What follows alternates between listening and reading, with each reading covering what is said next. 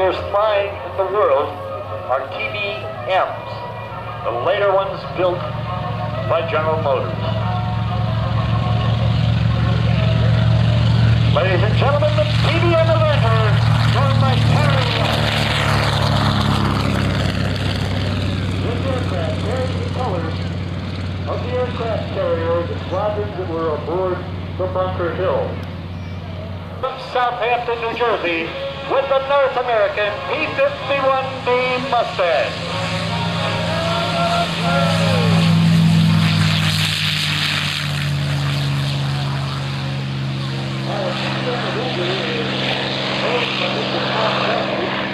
Based up at Red Lion Airport, and the P-51 is owned by Jim Beasley Sr, and I believe that's based out there in Philadelphia area.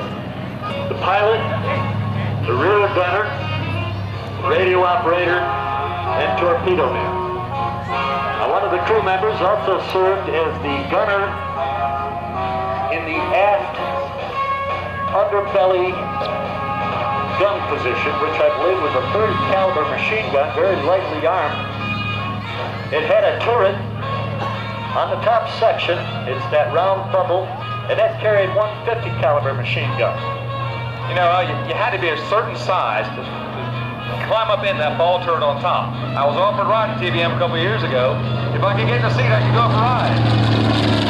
I'm not that big a guy. I could not get my body up into that seat for the rear ball turret. I rode in Kurt Stewart's TBM Avenger in that turret. How'd you get in there? I could very, very carefully, I want to tell you. Hunter that powers the B-25. The engine in the P-51 Mustang is a Rolls-Royce Merlin engine. There's 12-cylinder liquid cooled engine. And that was the only detrimental fact about the P-51 was the airplane was liquid cooled. And they were very susceptible to puncturing the radiator underneath the airplane. Have the torpedo doors open underneath the center section of the fuselage. It's a very large airplane, and it's just amazing that they could fly these things and land them on board aircraft carriers. Now, it made its introduction to combat in the Battle of Midway. Now, listen to that engine.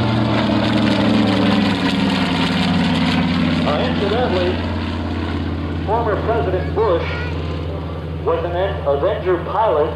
Over the high-speed passes, Dan Caldarale.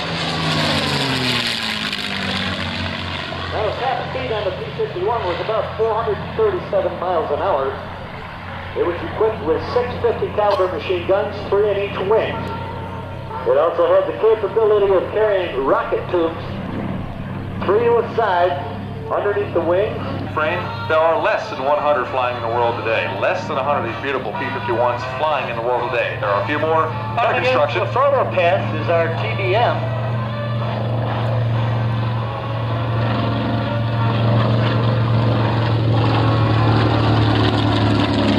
Now, the wings on this aircraft folded backwards about, I would say, 6 feet out from the fuselage. They would rotate 90 degrees and fold backwards. The tail and on the right wing signifies that the aircraft was in the aircraft carrier's Bunker Hill. That was the aircraft squadron designation off the Bunker Hill. The Spitfire aircraft, and threw one on the nose of the P-51, and a miracle was born. It increased the capabilities of the aircraft, both at altitude, low level, and it became a real thoroughbred. When the United States entered World War II, we took the English idea and went just a little bit better. That's when they started cutting the dorsal fin, or the dorsal spine, off the top of the fuselage, and they replaced that with the bubble-type canopy, which increased performance once again as far as drag goes and visibility. Now, you can see how large an airplane this TBM Avenger is, flown by Terry Rush, and that ball turret to the rear of the cockpit enclosure. This carries a color scheme which was known as the tricolor.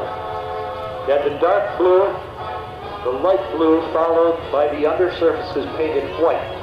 Aircraft during the Korean War, as well as air-sea rescue. Now the reason there are so many surviving TBMs in the country today is after World War II, these aircraft became spray airplanes.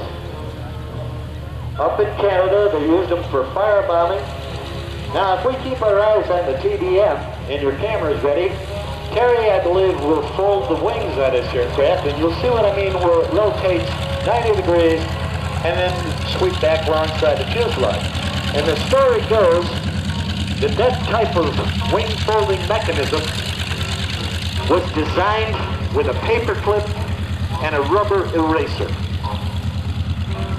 They were trying to figure out how to fold the wings on these airplanes, and this was with the F-4F Wildcat. And Leroy Grumman was sitting in a hotel room playing with an eraser and a paper clip, bending it every which way, trying to figure out the best way to do it, and that was where that design came from. Pretty cheap engineering, wouldn't you say? Pretty cheap and amazingly intelligent. Now let's see if we're going to get the wing sweep here. That's a very large aircraft. It has the Wright R2600 engine, which is the same engine that was used on the B-25 Mitchell. And I believe they put out about 1,250 horsepower.